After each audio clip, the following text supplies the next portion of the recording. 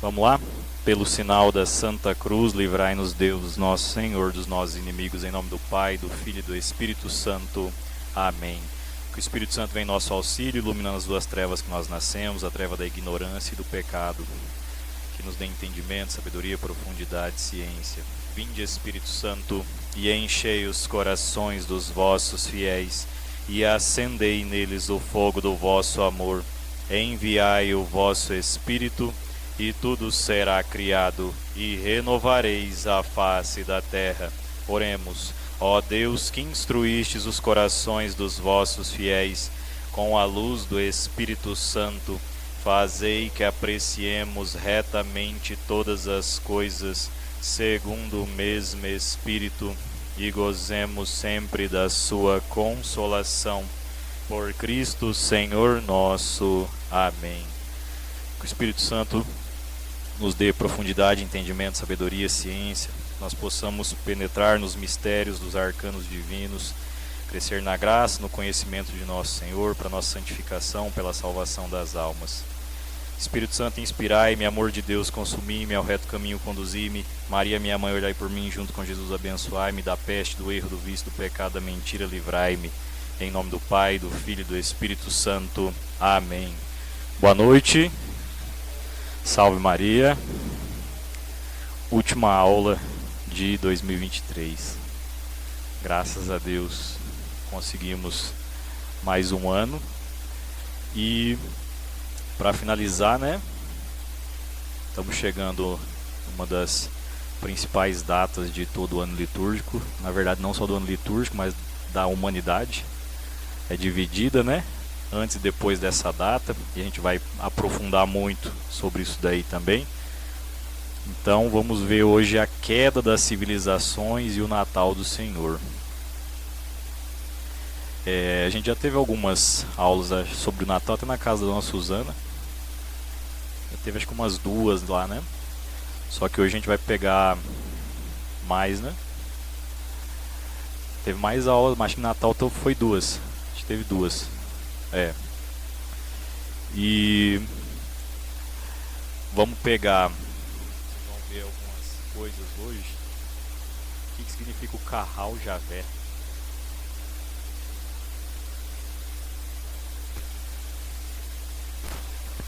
Aí vamos ver o que significa o Carral Javé. Vamos ver em cima de Caim e Abel. Vamos ver Sodoma e Gomorra, Daniel capítulo 2. E o Natal do Senhor. O que tem a ligação de tudo isso daí com o Natal? E para nós, né, principalmente. O que isso aí vai querer dizer? Ultimamente está acontecendo cada vez mais coisas absurdas dentro da igreja. Pois é, e inclusive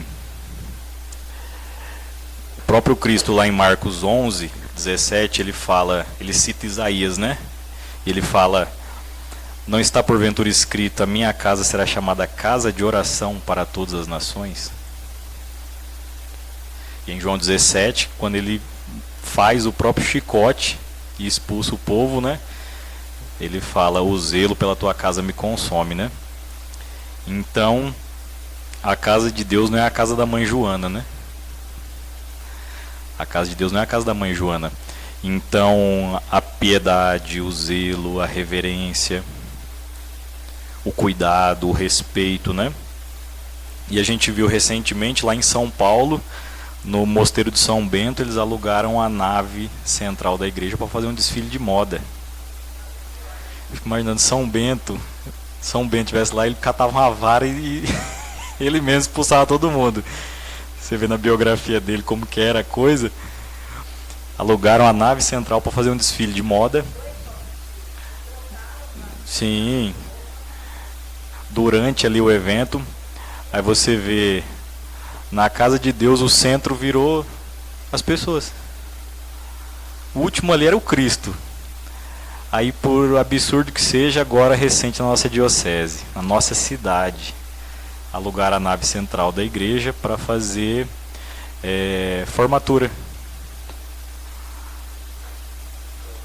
Pois é. Para fazer a colação de grau, né?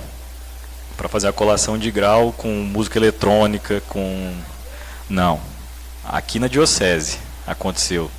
E alugaram a nave central da igreja para fazer uma colação de grau. Música eletrônica, microfone, entrada com desfile de um por um. O que me repassaram, né? Inclusive o condutor da cerimônia chamando para o pessoal entrar no pátio. A igreja, a nave central da igreja era o pátio. Depois jogando os, como que é o nome? Os capelos, né? Os capelos para cima, tudo mais. Aí você vê, diante do altar do Santo Sacrifício, ali dentro tem uma capela com um sacrário, com Jesus Eucarístico, você tem um altar de sacrifício, você tem as imagens sacras, as pinturas. Aquele local é consagrado a Deus e para as coisas de Deus. Então você só tem dois motivos para ir para a igreja: para ser salvo e para ser santo. É só isso. E a igreja existe para isso. Ela é a perpetuação da vida de Cristo, né? E a salvação para todas as nações. Então, é para ser salvo e para ser santo. Aí você vê como começa a perder a noção do que é o local sagrado, que você coloca um evento secular dentro. É para isso que tem um salão do lado, para você fazer evento. É um evento lícito, mas não lícito para acontecer dentro da igreja, diante do altar, diante do sacrário, com Cristo lá. Isso daí no linguajar tradicional da igreja se chama profano. Um evento profano. Profano quer dizer aquilo que está de fora, né? Não que seja ruim. A colação de grau é uma coisa boa. Você está agradecendo a Deus, uma etapa concluída de estudo, tudo mais. Mas não para acontecer ali dentro. Aí você traz um evento profano para dentro do local sagrado. E ali é irreverência, aí o povo vai vestir de qualquer jeito, aí o povo assovia, o povo bagunça, isso. Você perde o controle. O último ali do centro é o Cristo. O centro vira as pessoas, cada um que vai entrando, tudo mais. Aí você rebaixa a sacralidade do local e da igreja para qualquer salão da esquina. Essa que é a diferença. Você entra num local protestante, você entra lá dentro, tem o quê? Parede. Você entra dentro da igreja, você tem o quê? O sacrário, o Santíssimo Sacramento, o altar da Santa Missa. Você tem as imagens sacras, você tem a sagração daquele altar feita pelo bispo, aquilo ali é somente para isso. Então você vê como que se vai perdendo a noção. E aí acontece o quê? Um escândalo. Um escândalo. Para as pessoas, é uma anticatequese, né? É uma anticatequese. É um contra-testemunho que está acontecendo ali. E isso é falta de entender o quê? O que é a igreja. O ser e a missão da igreja. Isso daí, na teologia, se chama eclesiologia. Eclesiologia é o estudo do quê? Do ser e da missão da igreja. A eclesiologia. A própria palavra já fala, né? Eclésia. Eclésia no latim ali com C, né? Mas, na verdade, eclésia ela é uma tradução de uma palavra hebraica. A palavra se chama Kahal Javé. Kahal, Q-A-H-A-L. Kahal Javé. Kahal Javé era do Antigo Testamento. E esse Kahal Javé, ele traduzido para o grego, quando a Sagrada Escritura foi traduzida para o grego, ele se transformou em eclésia.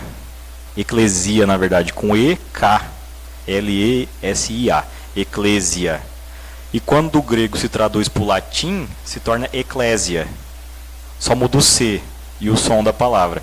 E do latim, que você tem o português, o espanhol, o resto, o eclésia vira igreja, vira iglesia, église em francês, church em inglês. Só que tudo isso daí vem lá dessa tradução dessa palavra Kahal Javé. Aí você fala, o que é Kahal Javé? Né? No Antigo Testamento, o povo de Deus ele estava disperso, né?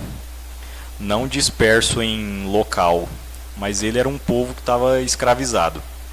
A história ali, né? Abraão tem a promessa de Deus. De Abraão nasceu o filho Isaac. Isaac tem os 2 filhos, do seu filho vem Jacó. A promessa sobre Jacó. Jacó tem 12 filhos. que são as 12 tribos de Israel, né? E aí o filho mais novo de Jacó, José, é vendido pelos irmãos, vai para o Egito. E ele cai lá nas graças do faraó e vira primeiro-ministro do Egito. E o povo de Deus vai para o Egito. Os 12 filhos lá de Jacó ficam lá na tutela, no cuidado de José. E o povo vai vivendo tranquilo ali no Egito, só que 400 anos depois, ninguém mais lembra quem era José. Ninguém mais lembra das graças do faraó, nem o que era nada com nada. Então o povo acabou ficando escravizado no Egito. O povo de Deus virou escravo. E ali já tem uma prefiguração do Cristo, né? Sempre. A gente vai ver depois. O Egito simboliza o mundo. O faraó, o demônio, a escravidão, a carne. O mundo, a carne e o demônio. E o povo era escravo disso daí. Então Moisés vem para libertar o povo. E aí acontece uma coisa interessantíssima, né? O que Deus pede ali?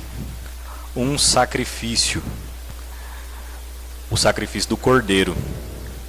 Então aquele povo ia se unir e ser salvo pelo sacrifício do cordeiro.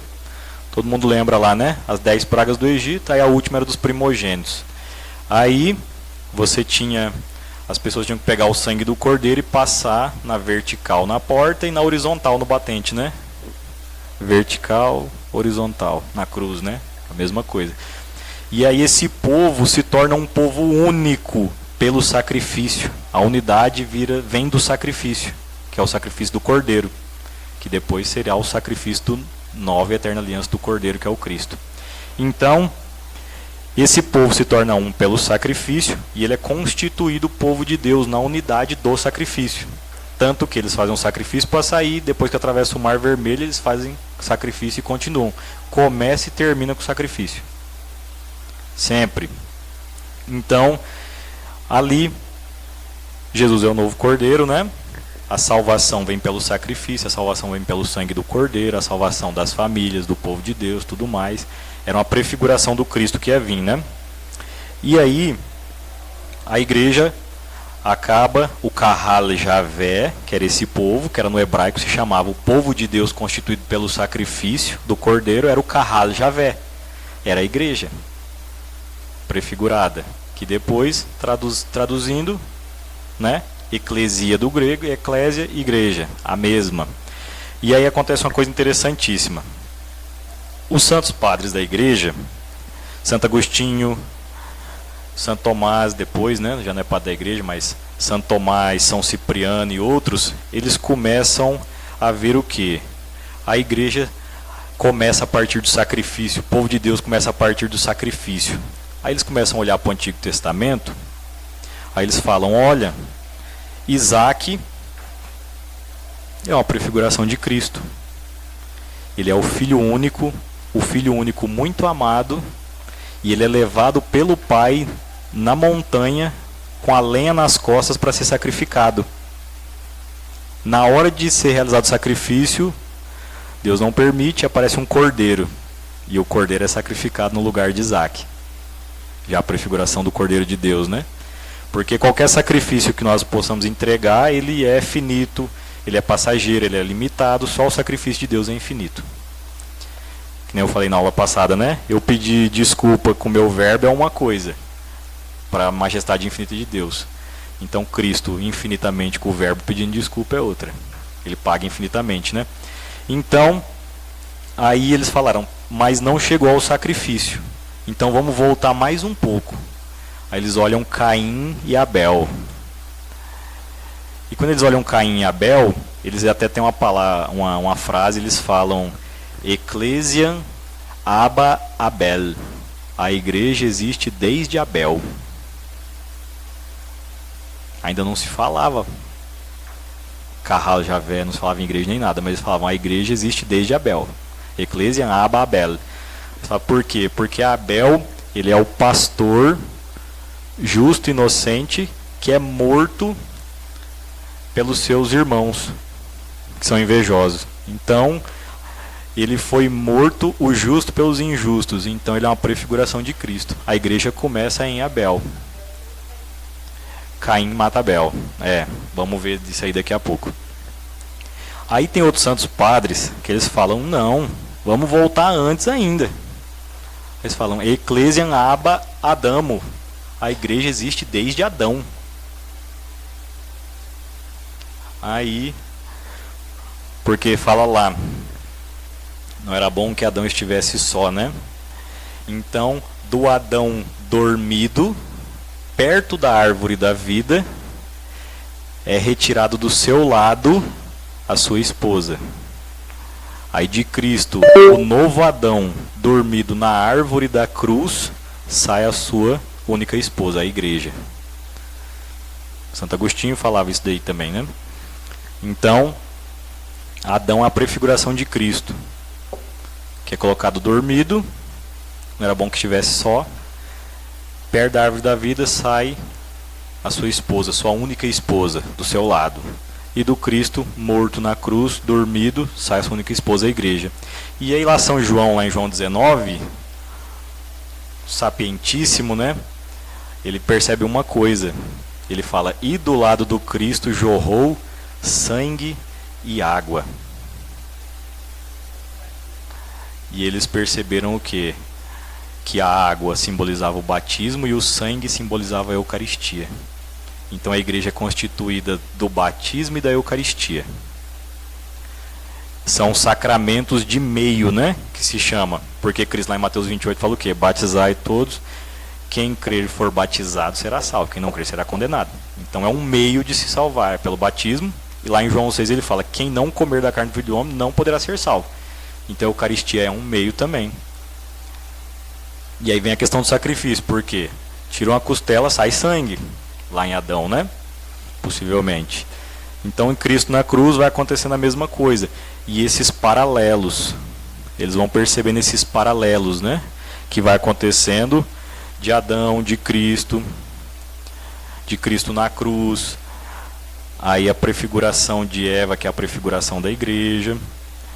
E aí acontece que do Gênesis, lá no início, foi tirada uma costela e do lado do Cristo foi aberto o lado. E é uma coisa interessante que a gente costuma até no terço de Santa Faustina, terço da misericórdia, a gente fala, ó, sangue e água que jorraste do coração de Jesus, mas não fala coração explicitamente. Lá em João 19 fala que foi transpassado o seu lado. Então o lado, São João já é mais para fazer a ligação ainda com Adão. O lado foi aberto. O lado também, o coração está perto, né?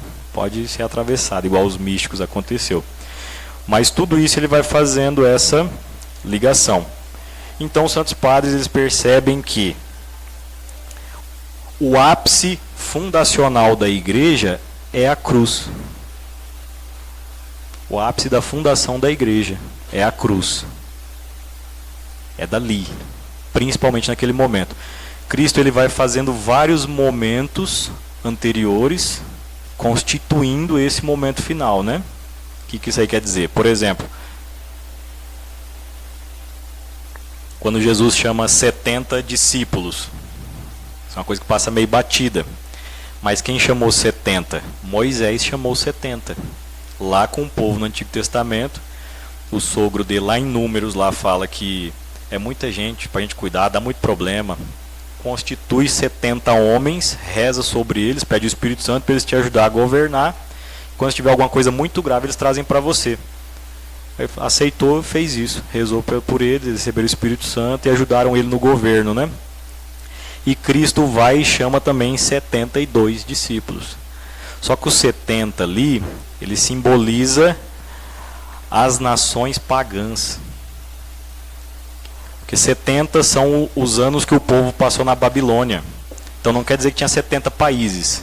Mas os 70 ali tinham uma ligação com as gentes, com os povos. Então Cristo está falando o quê? Esse projeto que eu estou fazendo aqui, ele não é só para cá, ele é universal. Ele é para todos os povos serem salvos. Universal quer dizer o quê no grego? Católicos, né? Ele é um projeto universal de salvação. Aí Cristo vai lá e chama 12 apóstolos, que são em paralelo com os 12 patriarcas. Eles são as 12 colunas do novo Israel de Deus, do novo povo de Deus. A igreja é o novo Israel de Deus, é a plenitude da profecia, né?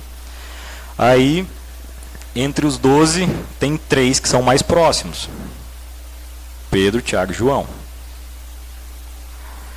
No Antigo Testamento, os judeus tinham o Tanakh. O que quer dizer o Tanakh, né?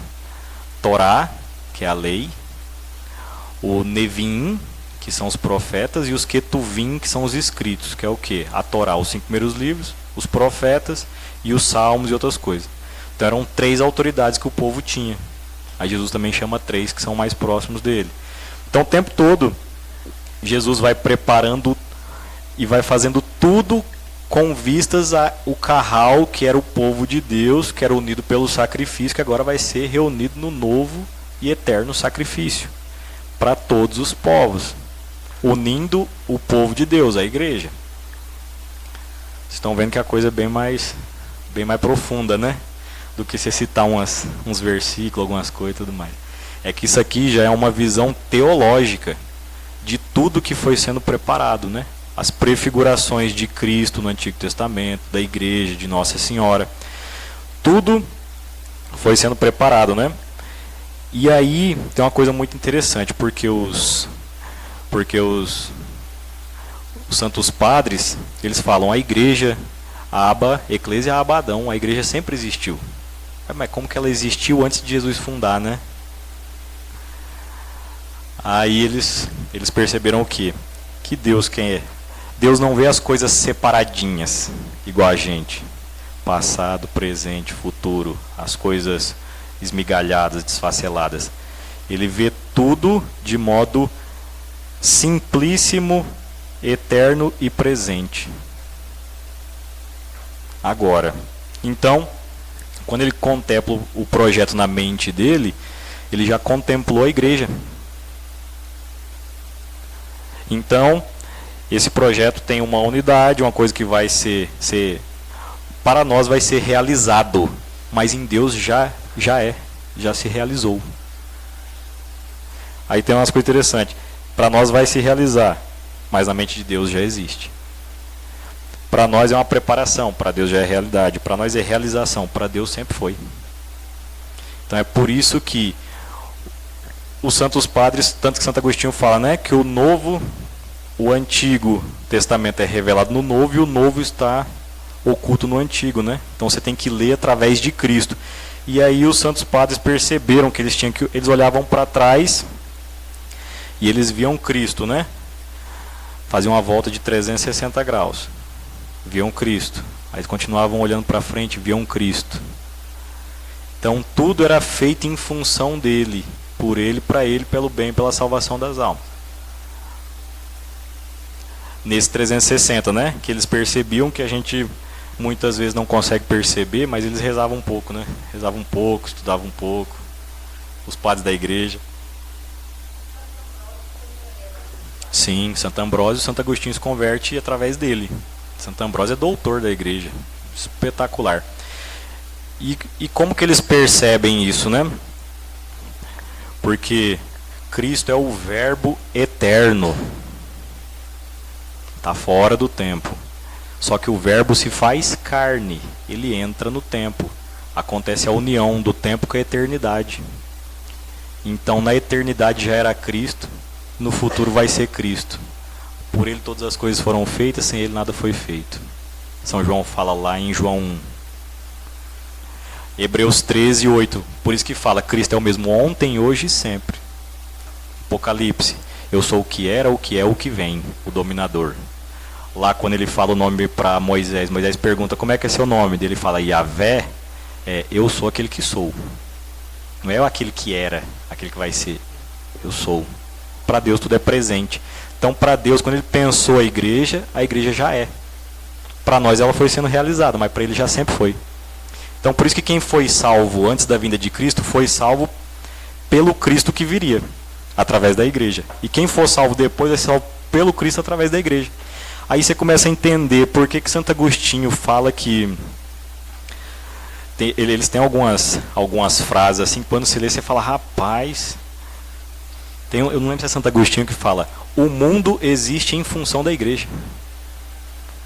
Por quê? Porque o mundo existe em função de Cristo. E Cristo é a cabeça do seu corpo, que é a igreja. Aí você começa a entender os detalhes da coisa que vai acontecendo, né? Aí você pega lá São Clemente de Alexandria, ano 215, ele morreu, não tinha nem Novo Testamento. Assim como a vontade de Deus é um ato e se chama mundo, assim também a sua intenção é a salvação dos homens e se chama igreja.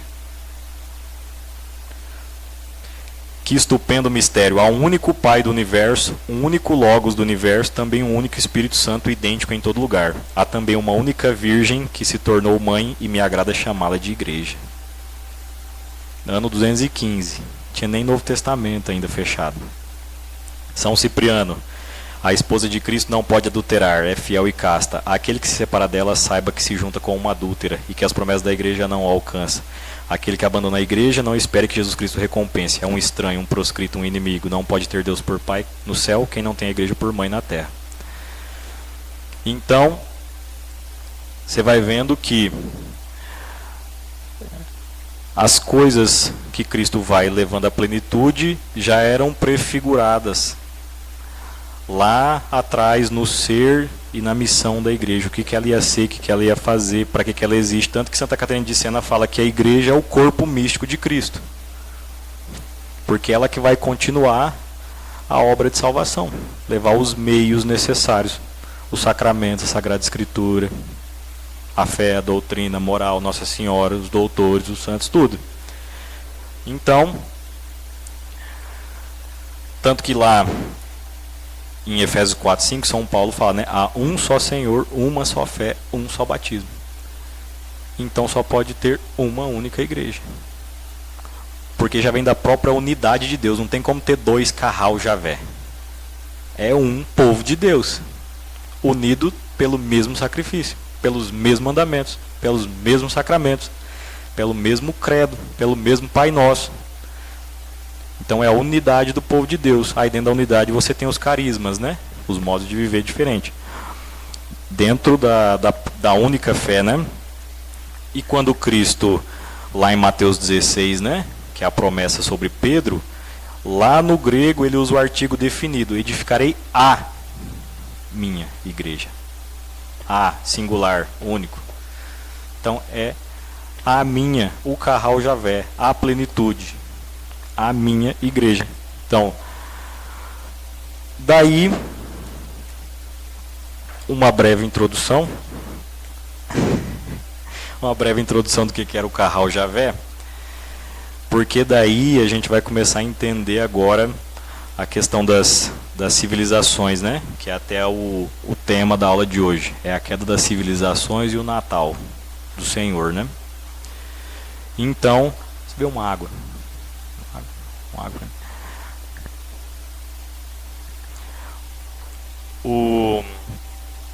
Lá em Gênesis capítulo 4, quem tiver com a Sagrada Escritura pode pegar aí. Gênesis capítulo 4. Obrigado.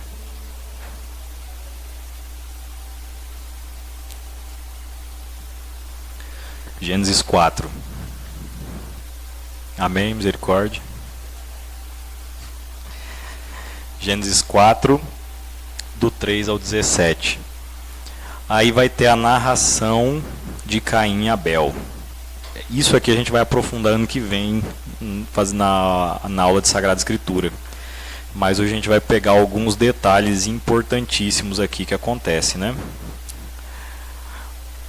Vamos lá? Gênesis 4, versículo 3 em diante aí, até o 17, né? Passado algum tempo, ofereceu Caim frutos da terra em oblação ao Senhor, e Abel de seu lado ofereceu dos primogênitos de seu rebanho e das gorduras dele.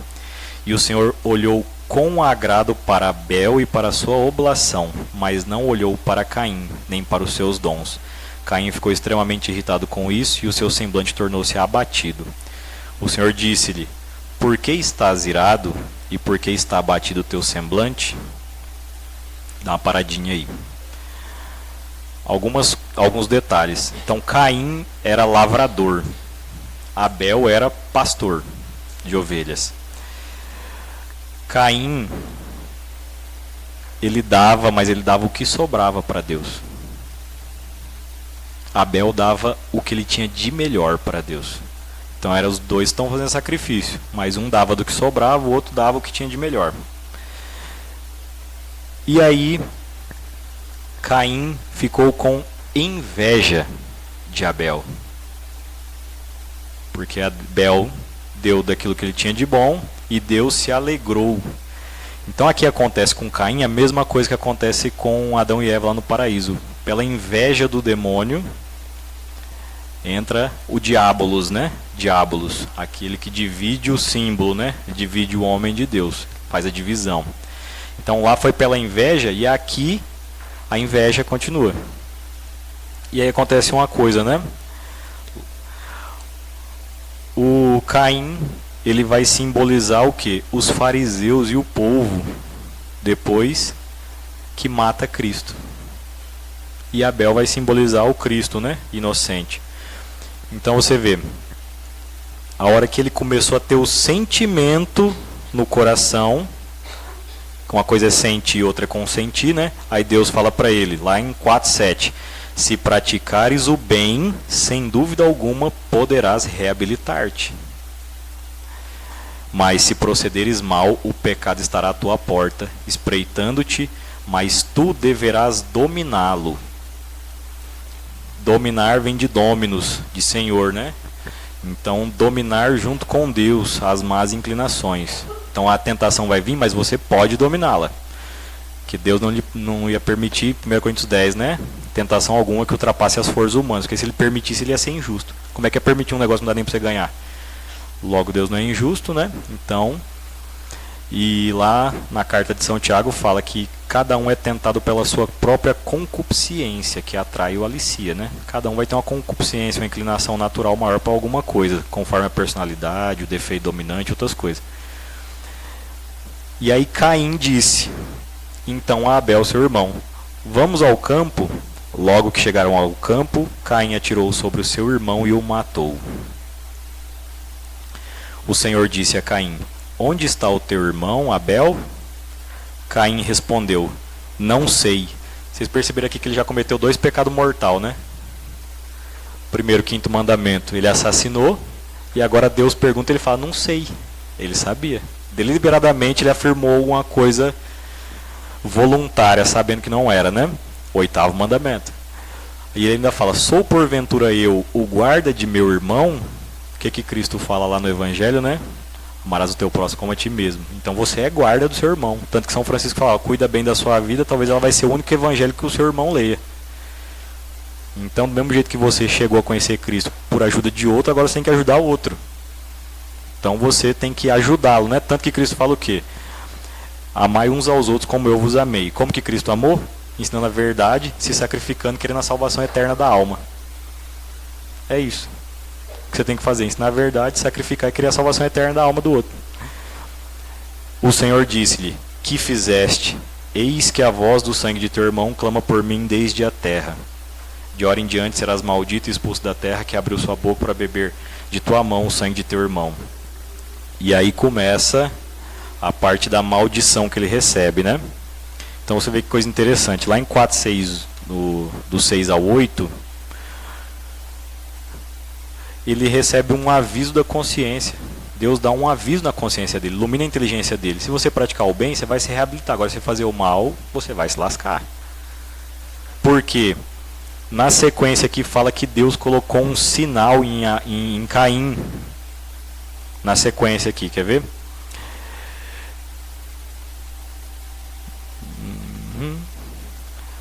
Quando cultivares, ela te negará os seus frutos, e tu serás peregrino e errante sobre a terra. Caim disse ao Senhor, meu castigo é grande demais para que eu possa suportar.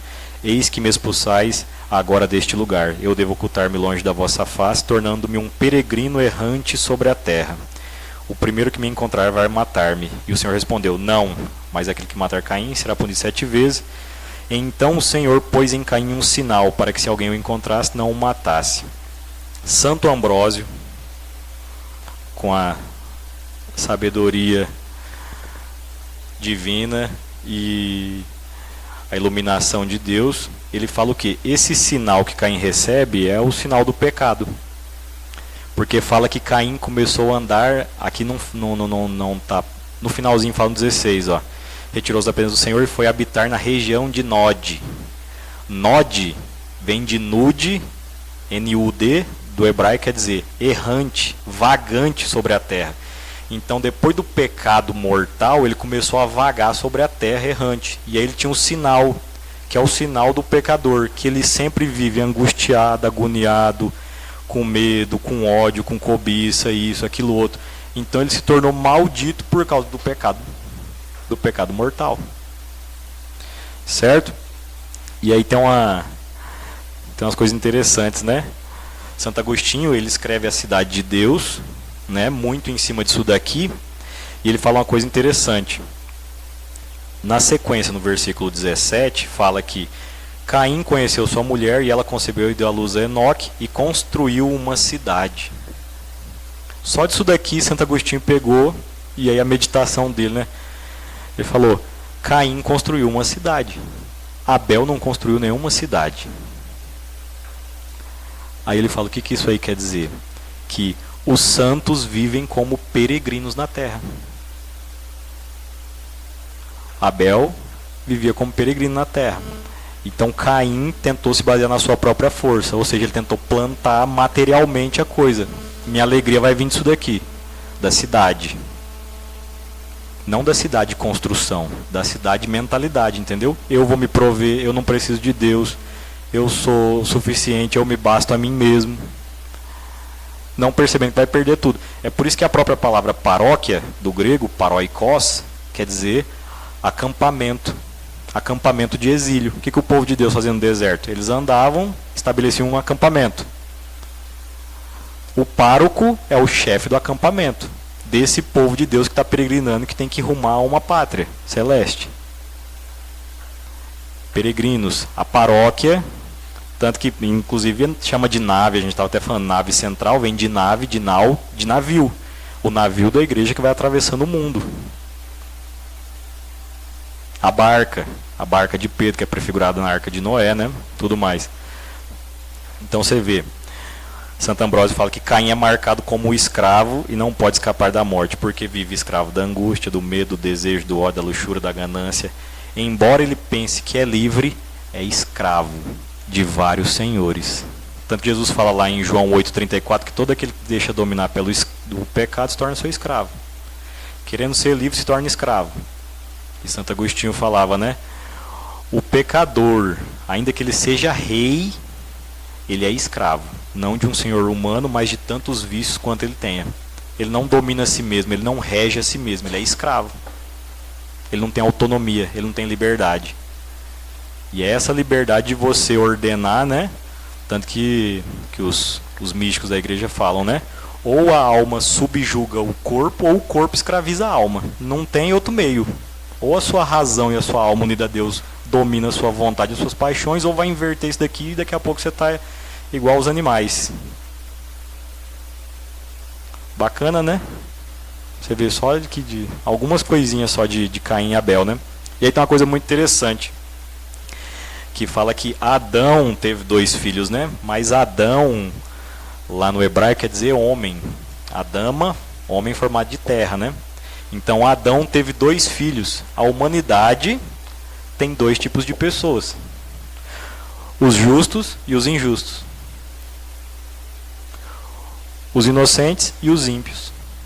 Caim e Abel simbolizam os inocentes e os ímpios, os justos e os injustos da humanidade. E todos são chamados à conversão.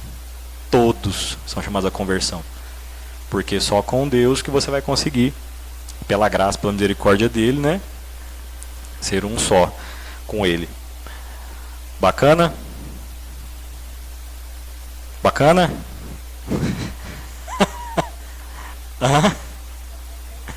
Bastante coisa, né? Então, quando você começa... É por isso que a Sagrada Escritura, ela só se deve ler na igreja. E só com a igreja. Você pensa você catar isso daqui e começar a ler por conta, você não sabe nem para onde vem, nem para onde vai, você não tem tradição, você não tem magistério, você não sabe o contexto, você não tem noção da linguagem. Você entendeu? Então, tanto que o magistério, a tradição da igreja, define o Novo Testamento, né? É como se fosse um livro de fotos. Você tem um álbum lá na sua casa, outra pessoa chega lá, cata o álbum, mas quem vai saber o que aconteceu em cada foto daquela? Quem estava lá. Esse dia aí tinha acontecido isso, isso e isso, por isso que a foto ficou desse jeito. Quem chega lá e catar o álbum só vai ver a foto, mas não vai entender. Então, aí você tem os padres da igreja, na patrística, os doutores, aí você tem a tradição, tudo aquilo que eles ouviram do próprio Cristo, que nem a sucessão apostólica, né? O nosso pároco foi ordenado pelo bispo, foi ordenado por outro bispo, por outro bispo, por outro bispo, por outro bispo, até chegar nos apóstolos e em Cristo. Então aquilo que eles foram ouvindo de viva voz, né? Então, se não tem a igreja constituída hierarquicamente igual Cristo deixou, colégio apostólico, tradição, um ordenando o outro, guardando o depósito da fé, coitado, não ia durar 2 anos. Ia ser só humano.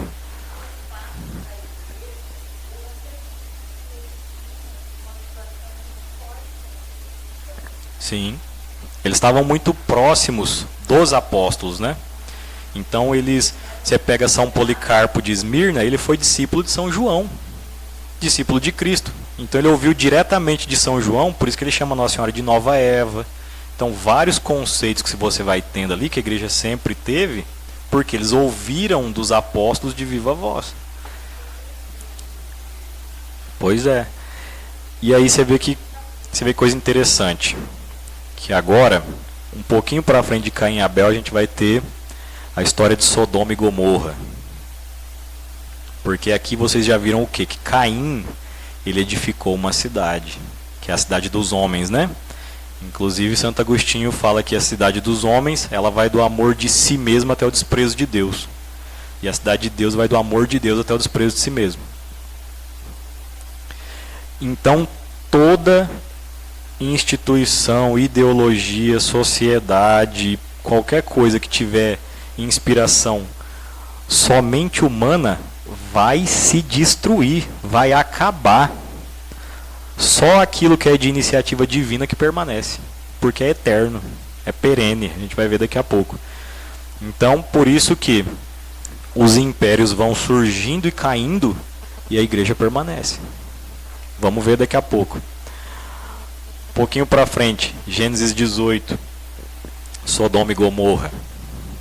Todo mundo já ouviu falar de Sodoma e Gomorra, né? Sodoma e Gomorra, na verdade lá em Gênesis 18, Abraão é recebe os 3 anjos ali, né? Que são a prefiguração, são um símbolo da Santíssima Trindade. A gente já teve uma aula lá atrás sobre isso daí. E aí eles falam o que para Abraão? Ó, estamos saindo daqui, vamos a Sodoma e Gomorra. Lá no 18, versículo 20, o Senhor ajuntou: é imenso o clamor que se eleva de Sodoma e Gomorra, e o seu pecado é muito grande. Eu vou descer para ver se as suas obras correspondem realmente ao clamor que chega até mim. Porque o pecado bradava aos céus por vingança. Tem 4 pecados que a igreja ensina, desde os primórdios do catecismo, que bradam aos céus por vingança. Você tem os 10 mandamentos, mas você tem 4 específicos ali que precisam de uma malícia muito maior. E um desses daí é o pecado da impureza da sexualidade, né? Contra a própria natureza, sodomia. Hoje em dia, vocês viram hoje, né? O que estava acontecendo? Provado nada. Então, não cheguei a ir a fundo, não. Não, mas nem pode. Automaticamente é nulo, né? Ele não tem validade nenhuma. Que ele não pode contradizer a lei natural, a realidade, a Sagrada Escritura, o que a igreja sempre ensinou. Então, na verdade, só gera confusão, né? Mal entendi e tudo mais. Porque você ama a pessoa, mas você odeia a prática.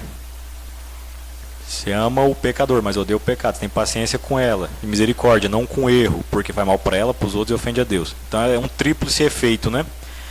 E aí tem uma coisa interessante, que aí no Gênesis 18 fala que Abraão vai caminhando junto com os anjos, né? Vai caminhando ali junto com Deus, com a Santíssima Trindade, e aí Abraão intercede pela cidade de Sodoma e Gomorra. E aí ele fala: Senhor, mas você vai destruir a cidade, mesmo que se encontrem 50 justos dentro dela. Aí Deus fala para ele, não, se eu encontrar 50 justos, por amor deles não vou castigar. E Abraão continua, mas Senhor, mas e 5 a menos que isso? E se tiver 45 justos? O Senhor vai destruir a cidade? Por acaso eles vão perecer junto com os ímpios? Isso não pode ser, Senhor. Não, se tiver 45 justos, não vou destruir a cidade. E Abraão vai intercedendo.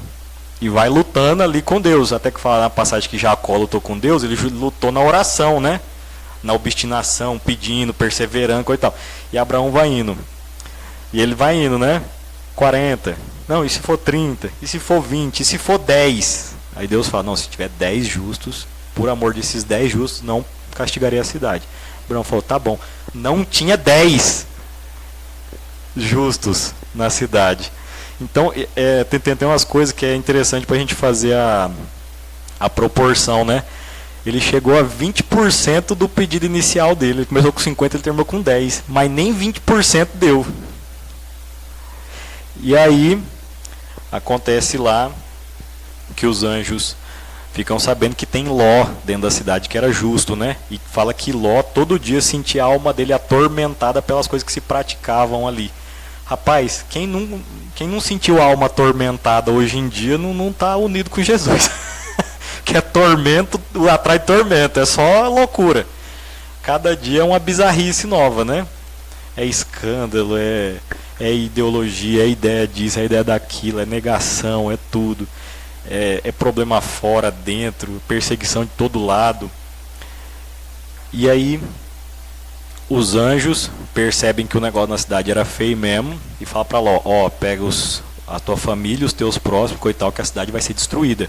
Ou seja, ajuda a salvar quem está próximo de você, quem você tem como ter acesso. E Ló vai lá, fala com os cunhados, com os genros dele, esposa das filhas, e ninguém vai dando muita bola. Aí os anjos pegam ele pela mão, Ló, a mulher e as 2 filhas, e sai com eles da cidade. Aí já tem outra simbologia. O que a gente viu lá atrás? Que a cidade, a mundanidade, as pompas que a gente fala no batismo, renuncia a Satanás e as suas pompas. As pompas são as máximas do mundo, né? Que são as opostas às máximas de Cristo. Então, sai da cidade. Sai daquilo que é humano. Sai daquilo que é ideia, materialismo, que é imanentismo. Sai daquilo lá que você acha que você vai se bastar você mesmo, que é você que vai... Sai da cidade. E os anjos dão 3 conselhos lá para Ló, né? Eles falam lá no 19 e 17. Salva-te se queres conservar a tua vida. Segundo, não olhes para trás. E não te detenhas em parte alguma da planície. Na Sagrada Escritura, a planície é o lugar baixo. Tanto que lá no Evangelho, quando Jesus, quando ele fala da passagem que todo mundo já ouviu, né? Do bom samaritano, fala que ele está indo de Jerusalém para Jericó. Jerusalém ficava no alto, Jericó ficava no baixo. Ele virou as costas para Deus, estava voltando para o mundo, estava indo para o buraco. Por isso que os assaltantes, os demônios e tal, arrebentaram ele lá. E aí, a montanha na Sagrada Escritura é o lugar de encontro com Deus. Não somente geográfico, mas é o local o quê? Que você se eleva, você se retira, você vai ficar só com ele. É o lugar mais alto da terra, mais próximo do céu. Então a sua montanha hoje em dia vai ser o sacrário, vai ser o seu quarto, vai ser a sua casa. Se retira, sai. Primeiro conselho, né? Salva a tua vida. Segundo, não fica na planície. E o terceiro, sobe para a montanha. É o que os anjos falam, né? E aí Ló até fala, não, mas ali na montanha não vai dar para ficar, coitado, tem uma cidade pequena. Aí Deus fala, tá bom, vou salvar essa cidade aí por causa de vocês. E nessa fuga, a mulher de Ló olha para trás, né? Todo mundo já ouviu falar da mulher de Ló, né? Santo Ambrósio, que é muito mais sábio que a gente, ele fala que a mulher de Ló simboliza a carne e os vícios. Então começou a olhar para trás.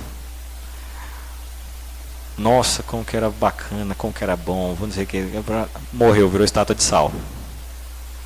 Então olhar para frente, né? Então você vê coisa interessante. A gente viu que o carral de Deus que é o plano de Deus, o projeto de Deus, que é a igreja, que é o Cristo, que tudo foi feito por Ele, para Ele, para Ele. Atos dos Apóstolos, lá nele nós vivemos, movemos e somos. E aí você tem o que? A cidade dos homens e a cidade de Deus. E aí você vê o que? Que os projetos dos homens, aquilo que for de iniciativa humana vai se rebentar. E lá Sodoma e Gomorra sai da cidade. Então as civilizações... Sim, sim. Só que você tem graus de leitura na Sagrada Escritura. Você tem o literal, aí você tem o mistagógico, que é o sentido espiritual. Você tem várias interpretações ali da mesma passagem, entendeu? Você vai complementando o entendimento. Ele não é só isso. Você vai complementando. Você vai complementando o entendimento de todos os lados. É por isso que lá São Paulo fala que ele dá o conselho de crescer no conhecimento e na graça de Cristo. Quanto mais você conhece, mais você ama, mais você entende. Então, não é... É por isso que os santos e tudo mais, eles conseguiam ter uma noção do projeto de Deus, da visão geral da coisa, que o povo que só está vivendo humanamente não consegue ver. O cara só consegue ver o problema que está aqui agora, o outro ele não consegue olhar para o 360, né? Do que está acontecendo, da onde veio, o que está acontecendo agora, para onde que vai. Isso daí é sabedoria, tem que pedir, né, para o Espírito Santo, a graça. E aí, você tem lá o que complementa aí para fechar essa questão da queda das civilizações, Daniel capítulo 2. Lá em Daniel capítulo 2, todo mundo já deve ter ouvido essa passagem também, na Santa Missa, que fala que o imperador da Babilônia teve um sonho e ninguém conseguiu interpretar esse sonho. Ele viu uma estátua gigantesca. E só quem conseguia interpretar era Daniel. Aí ele fala, a cabeça da estátua era de ouro, o peito de bronze, a perna de ferro, e embaixo era barro nos pés, né? Aí Daniel, lá no cativeiro da Babilônia, Deus dá a revelação para ele, né? E ele fala, ó, são impérios que vão acontecer. O primeiro império aí, o Império Babilônico. É a cabeça, que é do rei coital. Ele vai acabar. Vai vir um próximo império. Império Persa. Que ele vai ser forte assim, assim, assado, mas ele vai acabar. O próximo império, o grego. Alexandre Magno, grande. Vai ter as pernas assim, tá. Depois do Império Grego, o Império Romano.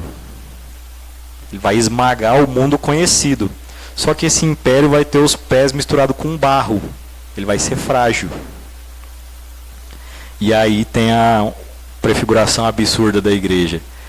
E ele fala que na visão, de repente, tem uma pedra em cima da montanha, que essa pedra rola sem ajuda de mão humana, e ela destrói todos os impérios e ela se mantém fixa, inabalável.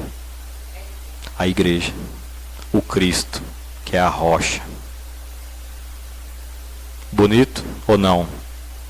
E ela seria como uma montanha. Então, por isso que você vai tendo na sequência as civilizações que vão acontecendo, os povos que vão acontecendo, todos vão seguindo os mesmos passos de queda. Você pega, ainda tinha ali os gregos, já não tinham mais tanto poder militar, mas ainda tinham toda a filosofia grega, tudo mais, os romanos, depois aí tinha os bárbaros no meio, aquela coisa toda. Só que ele segue uma sequência. Primeiro tem a queda religiosa, a queda espiritual. O povo para de buscar o transcendente. Para de buscar dar a Deus aquilo que é de Deus. Buscar a virtude, buscar ordenar as coisas para o bem, para a lei natural, para a família, para coisas básicas por amor a Deus. E se elevar a isso, buscando Ele, né? Com certeza que a fé é verdadeira, que só pode ter uma. Senão Deus ia ser contraditório. Depois que tem a queda espiritual, aí você tem a queda intelectual. Aí começa a parar de buscar a verdade. Amar a verdade, o reto uso da razão, que é a filosofia, né? Ordenar as coisas, a hierarquia das coisas. O pai não é igual ao filho. Você tem minerais, vegetais, animais, o homem. Hoje em dia já rebaixou. Vocês entenderam? O homem já vale menos que o ovo da tartaruga. Já não consegue entender mais nem a razão. Não, homem não é homem. Mulher não é mulher. Se você imaginar que você é um guaxinim, você é. Você entendeu? A gente está no hospício regulamentado por lei. E se você falar, isso aí é uma loucura, você vai preso. Então segue a sequência. Primeiro tem a queda espiritual, depois tem a queda intelectual e aí você tem a queda moral. Aí começa a promiscuidade. Aí Roma cai, os gregos caem, todo mundo vai caindo, vai surgindo, vai caindo, vai surgindo, vai caindo, vai surgindo, vai caindo. A igreja fica. Por que a igreja fica? Estava falando com o Rodrigo esses dias atrás na aula. Porque a igreja busca dar a Deus aquilo que é de Deus, as virtudes, a ordem, o bem. Ela busca usar a razão, a hierarquia natural das coisas. E ela tem a questão de manter a pureza moral das virtudes, tudo mais, não pecar mortalmente. Você vê, por exemplo, estava falando, no protestantismo eles não sabem nem a diferença do que é pecado mortal. O que é um pecado mortal? Muitos deles acham que é a mesma coisa. Um pecado mortal e uma imperfeição. Não, deixei de dobrar a cama. É igual matar alguém. Não, você entendeu? Então, não sabe nem a diferença que é um pecado mortal para um venial, para uma imperfeição, para um defeito dominante, isso, aquilo outro. E aí você pega a igreja. Ela se mantém dando a Deus aquilo que é de Deus, usando o uso da razão e mantendo as virtudes, abandonando o pecado. E aí você guarda a tradição e você se mantém no sacrifício, que daí você começa a ter filhos. E os pais vão ensinando para os filhos. Porque a revolução, por definição, ela se destrói, ela é autofágica, porque ela é baseada no egoísmo. Então, para que eu vou me sacrificar e ter filho? Se ter filho dá problema. Dói, custa caro, eu vou viajar, eu vou não sei o que. Aí pronto, eu vi uma frase esses dias atrás que falava: os nossos netos serão os donos dos seus pets. Você entendeu? Os pais de pet. Aí os nossos netos vão ser donos dos pets deles, porque a pessoa acaba, ela não passa, não tem tradição, não perpetua, não tem sacrifício. As duas civilizações, a civilização pagã e a cristã, a diferença é essa. Na pagã, o fim último é eu e o meu prazer. Na cristã, o fim último é a glória de Deus e o amor para Ele. Aí uma é na virtude, a outra é no gozo. Aí para ter gozo eu faço guerra, escravizo os outros, e eu entro em guerra se não me dá o que eu quero. Aí fala intolerância, eu sou mais intolerante. Vocês entenderam? E a igreja é o oposto. Mas não quer dizer que vai ser fácil, né? Então vocês viram, a gente começou a ver lá o plano de Deus no Carral Javé, que é a única coisa que Deus quer é a felicidade do homem. A felicidade do homem é ser santo e ser salvo ficando com Ele. Então o projeto de Deus que era a igreja e tudo mais. Aí você vê Caim e Abel, que é a humanidade, os justos e injustos, os ímpios, que todos precisam se converter. E a cidade. Aí você vê cidade, Sodoma e Gomorra, a queda, né, das civilizações. E lá em Daniel 2, a visão mostrando que as civilizações vão cair mesmo. Só o que vai permanecer é Cristo. E como só Cristo permanece, a igreja é o corpo dele, e ela permanece. Certo? Aí agora, aí vamos chegar ao Natal do Senhor. Aí vocês vão ver algumas coisas sobre o Natal.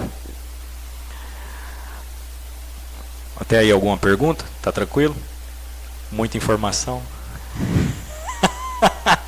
Vocês veem como que a coisa é muito mais profunda do que... Pô, é rezar Pai Nosso Ave Maria. Também é uma parte. Mas o Pai Nosso Ave Maria que você vai rezar entendendo tudo isso é outra coisa. Certo?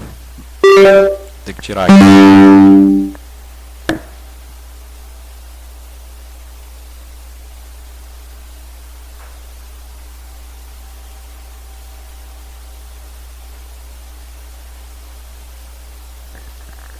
Até aí tranquilo? Ninguém fala nada?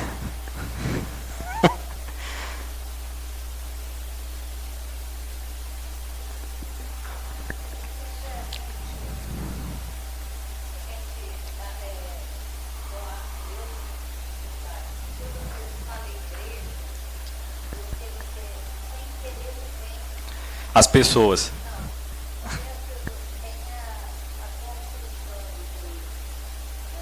também faz parte, né?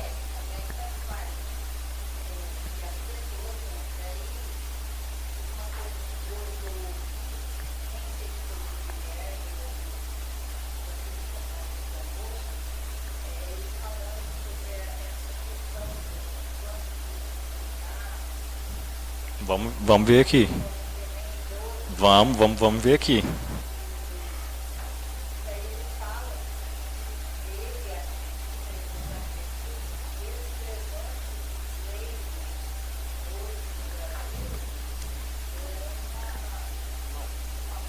Intervenção divina.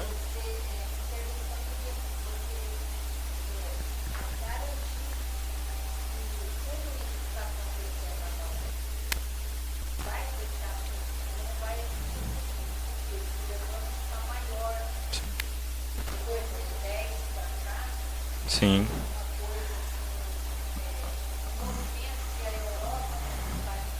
Não. Sim. Pessoal, a gente vai ver agora algumas coisas. Principalmente a gente está chegando na data do Natal. E aí você tem até culturalmente tentando apagar a própria data, né? A seriedade da data.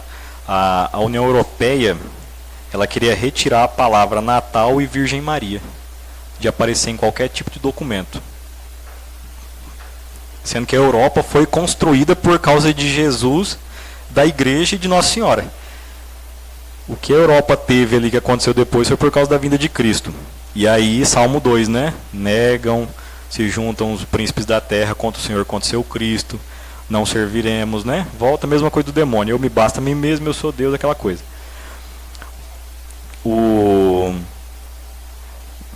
Outro detalhe. A turma do Boas Festas. Aí não fala mais Natal, você fala Boas Festas. Então são algumas coisas que vão entrando culturalmente, né? Porque eles fazem muito esse jogo de mídia, de marketing, de questão financeira, né? De TV, de tudo aquilo mais. Por exemplo, você pega no próprio Google, você pega em algumas épocas do ano, aparece lá Ramadã no Google, quando você entra. Mas se você vai entrar na época da Páscoa, não aparece nada. Se entrar no Natal, não aparece nada. Não, cada data que eles inventam aparece lá. Então você vê, é uma Big Tech aí que tem um alcance mundial, que tem informação que a União Soviética nunca sonhou, e ela tem um alcance monstruoso, né? E aí, como você vai perdendo a questão da própria tradição do ensino da fé, da clareza da fé, né? Não a aguada, né? Aquela coisa. E aí então, pessoal, tem esse livro aqui, depois de colocar no vídeo, espetacular, Trilogia do Papa Bento XVI. O primeiro livro é esse daqui, A Infância de Jesus, né? Bastante coisa retirada dele aqui sobre o Natal do Senhor, né? Não, esse a gente não tem, mas dá para ver para pedir depois. Então vamos lá. A gente está no Advento, né? Adveniat é aquele que vem, aquele que há de vir, né? E aí nós temos uma coisa interessante, pode passar lá, Tiago. Algumas coisas sobre o Natal que passa batido. Porque você vê um presépio, você fala, nossa, que bonita a imagem do nascimento de Cristo. E você acha muitas vezes bonito e fica por isso mesmo. Só que como Deus nada faz sem ter um grande sentido, uma grande profundidade, aquilo ali, tanto que, eu não me lembro quem era o padre da igreja que ele falava, as imagens são uma catequese para os analfabetos, assim como a escritura é para os letrados. Então, pela imagem, a gente teve a semana passada, Nossa Senhora de Guadalupe, né? 8 milhões de índios bateram o olho, entenderam tudo, por causa dos símbolos, né? Daquilo que ela ensinava, transmitia a linguagem não verbal, né? Coisa interessante. Lá em Mateus capítulo 2, tem um relato lá do nascimento de Cristo. Um pouquinho antes do 2, a Sagrada Família vai para Belém. Belém Aí já tem um detalhe. Bethlehem em árabe ou Bethlehem em hebraico são a mesma coisa, a casa do pão. Belém significa a casa do pão. Aí você fala que coisa interessante. Na casa do pão vai nascer aquele que fala: eu sou o pão vivo descido dos céus. Quem comer desse pão viverá eternamente.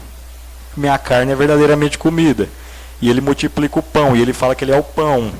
E ele fala que o comer do maná e morrer, mas aquele que comer desse pão que eu hei de dar, terá vida eterna.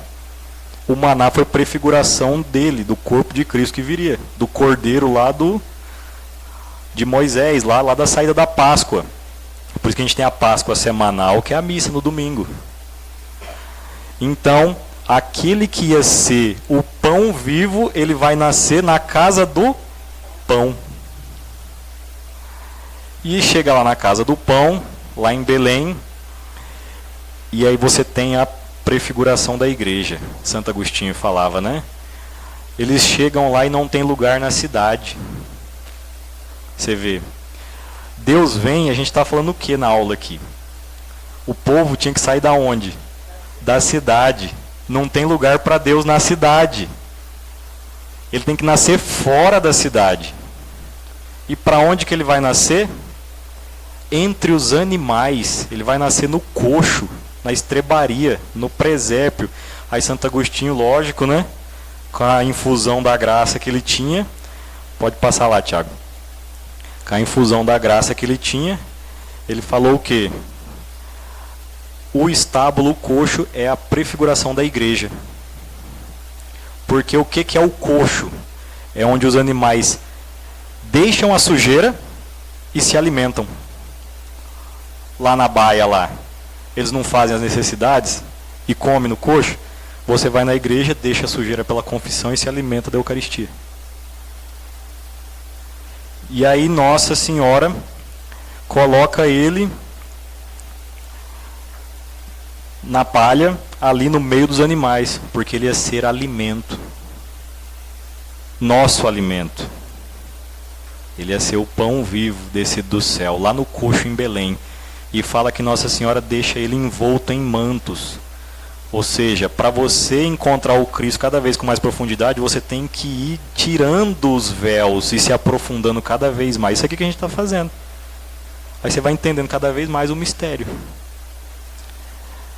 E aí Nossa Senhora, ela é o primeiro ostensório, porque ela apresenta o Cristo.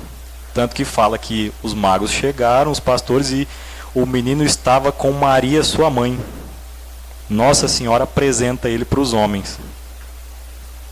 Bacana, né? Aí você vê coisa interessante. O astro. Fala lá o quê? A estrela. Os magos seguiram a estrela. Lá no início de Mateus capítulo 2 falam: vimos a estrela e viemos adorar o rei dos judeus. Só se aparece rei dos judeus depois lá na cruz. Ou seja, aquele menino que nasceu era o menino que ia morrer na cruz. O sacrifício. Lá do Carral Javé. E eles eram pagãos. Isso daí só os pagãos falavam, o rei dos judeus. Tanto que Pilatos manda colocar lá no Jesus Nazarenos Rex Iudeorum.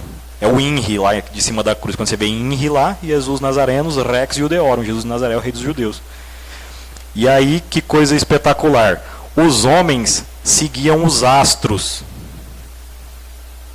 Consideravam divindades os astros. Agora os astros seguem a Deus.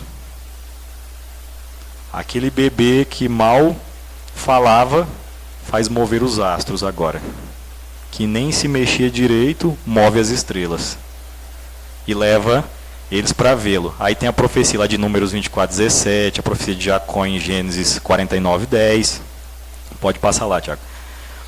E aí tem uma coisa muito interessante. Quando vocês olharem para o presépio, vocês vão ver lá algumas figuras. O boi e o burro. O boi e o burro, estavam no presépio, tinha uns animais lá. O boi simbolizava os judeus. E o burro simbolizava os pagãos. Porque o boi, ele já puxava o arado. Ele puxava o arado na vinha do Senhor. O burro era considerado solto. Então ele era ignorante, ele não tinha um conhecimento das coisas de Deus. Agora Deus vem para os judeus e para os pagãos. E aí chegam lá quem? Os magos, os reis magos e os pastores. Os ricos e os pobres. E aí que coisa interessantíssima, né? Para os pastores, Deus dá um sinal espiritual. Porque eles eram judeus, né? Os anjos aparecem e falam: nasceu para vós um Salvador, que é Cristo Senhor. E para os reis que eram pagãos, Deus dá um sinal material, que é a estrela. Então você vê, ricos e pobres, judeus e pagãos. Interessante, né? Muito interessante. E aí, Nossa Senhora está lá como ostensório de Jesus. Quem mais está lá? São José, para proteger. Ele é o protetor da igreja. Tá certo? Aí nós temos os magos. Os magos, eles eram, isso aqui tem nesse livro do Papa Bento XVI, eles eram o quê? Astrônomos, eles estudavam os astros, as estrelas e tudo mais. Eles eram pessoas de amor à filosofia, de amor à sabedoria, eles buscavam a verdade. Aí você tem a profecia lá de Salmo 71, Isaías 60, que eles buscavam a verdade, eles buscavam Deus. E Deus os levou para Cristo, a verdade. Eu sou o caminho, a verdade e a vida. Né? E aí eles dão 3 presentes: ouro, incenso e mirra. Ouro, porque era rei. Incenso, porque era Deus. E mirra, porque era homem. Incenso, porque o incenso simboliza a oração que sobe a Deus. E a mirra, tanto que quando Jesus é sepultado, lá, depois da crucifixão, eles passam mirra no corpo dele. Que coisa, não? Interessante. É que ele está fora da ordem, né? Mas é ouro porque é rei, que ele rege, né? Incenso porque é Deus e mirra porque é homem. E aí você vai ver no presépio, geralmente tem um negro, um loiro e um meio asiático. Eram os 3 continentes conhecidos na época: os africanos, europeus e os orientais, né? Os asiáticos. Então quer dizer o quê? Que todos os povos caminham para Cristo, para a verdade. Geralmente tem um idoso, um maduro e um jovem. Todas as idades humanas caminham para Deus. Em todos os períodos da sua vida. Todas as nações. Tá certo? E aí aquilo lá que eu falei, né? Judeus e pagãos, ricos e pobres. Sinal espiritual para os pastores, material para os reis magos. E aí, para ser homem, ele tinha que nascer de mulher. E para ser Deus, ele tinha que nascer de uma virgem, que permaneceu virgem antes, durante e depois do parto. Nossa Senhora, mais um dogma de fé, né? Imaculada, Mãe de Deus, virgindade perpétua. Então você vê, quando você olhar para o presépio, que coisa bonita. Olha o tanto de coisa que tem ali. Então quando o Cristo vem, que nem eu falei lá no começo lá, o eterno entra no tempo. Toda vez que eu estou na fila da comunhão, eu vou pensando, o eterno entra no tempo, o infinito se faz finito num pedaço de pão. Aquele que nem os céus podem conter, se contém um pedaço de pão e eu vou receber. Nossa Senhora, eu não sou digno, só a Senhora foi, me ajuda a ser menos miserável. Então aquele que é o fim e o começo da história, o alfa e o ômega, ele se transforma também em um meio. Então ele une a eternidade com o tempo. O verbo se faz carne. Por isso que todas as coisas são por Cristo, para Cristo. E os santos padres entenderam que tudo era por Ele e tudo vai continuar sendo para Ele. Tá certo? E aí Nossa Senhora é o primeiro ostensório e São José é o protetor da igreja. O Natal, ele é a primeira vinda de Cristo. E ele vem em humildade. Aqui já é para a gente fechar. Então Cristo vem uma primeira vez em humildade, para que ninguém se sinta excluído. Ele vem como pobre, pelos pobres. Ele vem como pão, porque trigo tem em qualquer lugar. Então para você não ter medo de se aproximar dele, por isso que tem como ter Eucaristia em todo lugar, porque todo lugar tem trigo. E a Eucaristia tem que ser de trigo. E na consagração tem que ser vinho. Por isso que não pode aparecer qualquer coisa aí querendo colocar pó de macaxeira, suco de uva, coisa e tal. Não. É aquilo que Cristo usou, porque lá em Melquisedeque, que era a prefiguração de Cristo, era sacerdote e rei, sem início nem fim. Abençoou Abraão e ofereceu um sacrifício de pão e vinho. Então Cristo é o sacerdote eterno, segundo a ordem de Melquisedeque, né? A prefiguração dele. Então Cristo vem a primeira vez na humildade. Vive como pobre, ele que era rico se fez pobre para nos enriquecer pela sua pobreza. O Filho de Deus faz filho do homem para que os homens pudessem tornar filhos de Deus. E aí depois que Cristo na cruz do seu lado sai a igreja, depois ele envia o Espírito Santo em Pentecostes, que vai continuar a vida da igreja. Pedro fica como cabeça de unidade visível. E aí Cristo tem a vinda intermediária, que é o quê? Nas almas. Ele continua vindo pela graça e pela Eucaristia, de modo intermediário. Que é o tempo da igreja, né? É o tempo que até vir a segunda vinda gloriosa, que é o que a dona Zona estava falando agora. Que vai ser o juízo. Aí São Vicente Ferrer fala que dessa vez Cristo vai vir de modo tão glorioso e majestoso que o mundo inteiro vai tremer. Aí as montanhas vão derreter. É igual ele fala numa homilia lá, que igual quando os passarinhos na árvore começam a ver o gavião chegando, se amedronta. Os elementos abrasados vão se fundir. Então você vê, porque a humanidade vai se virando contra Deus, vai seguindo o caminho lá de Caim, lá de Sodoma. E se a gente quer ruim, o meu filho vai fazer uma coisa ruim, que ele vai se matar ou vai se colocar em risco, eu castigo ele pelo próprio bem dele. Imagina Deus, se não fizer nada, quantos vão se perder? Então Deus castigar é uma misericórdia.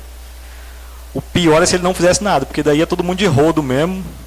Igual esse ano, a maior causa de morte, abortômetro, 42 milhões e poucos mil abortos esse ano. Esse ano, aí o povo fala, meu Deus, a Segunda Guerra Mundial foi o absurdo humano, morreu 60 milhões, mais ou menos. Esse ano só de aborto, 42. E aí, o que estão fazendo com as crianças ainda agora? Ideologia de gênero e outras coisas. Então, que Jesus fala, ai de vós que perderam só desses pequeninos. Aí Nossa Senhora fala em Fátima, Nossa Senhora fala em La Salete, Nossa Senhora vai falando, Jesus vai falando, os santos vão vindo, a igreja vai ensinando, e o povo... Tá certo? Então a gente viu o que? O sonho de Deus, o projeto de Deus, o Carral Javé, a vinda de Cristo, a igreja. A gente viu o que acontece com o homem, Caim e Abel, Sodoma e Gomorra. Certo?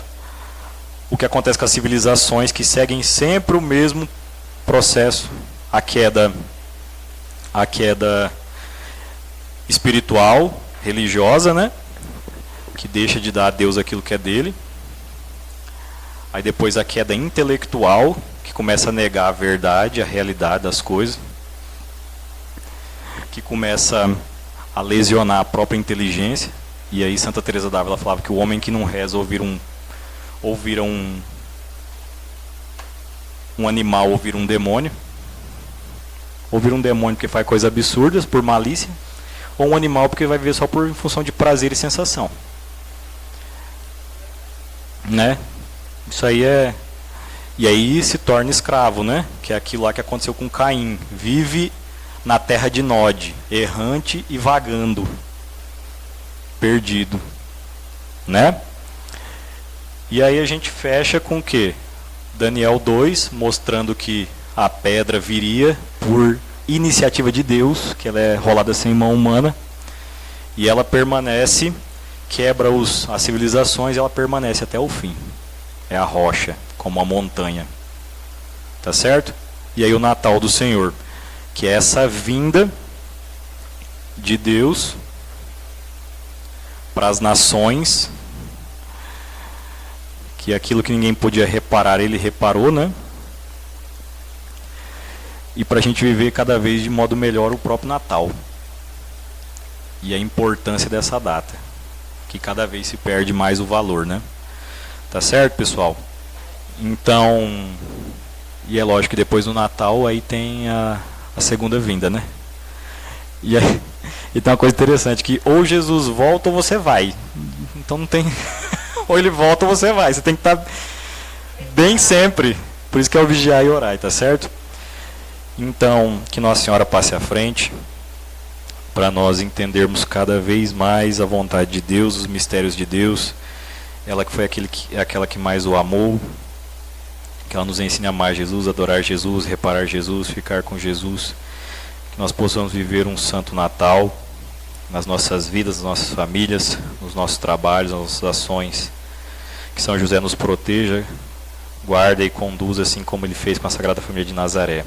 Ave Maria, cheia de graça, o Senhor é convosco. Bendita sois vós entre as mulheres, e bendito é o fruto do vosso ventre, Jesus. Santa Maria, Mãe de Deus, rogai por nós, pecadores, agora e na hora da nossa morte. Amém. Glória ao Pai, ao Filho e ao Espírito Santo. Pelo sinal da Santa Cruz, livrai-nos Deus, nosso Senhor, dos nossos inimigos. Em nome do Pai, do Filho e do Espírito Santo. Amém. Viva Cristo Rei!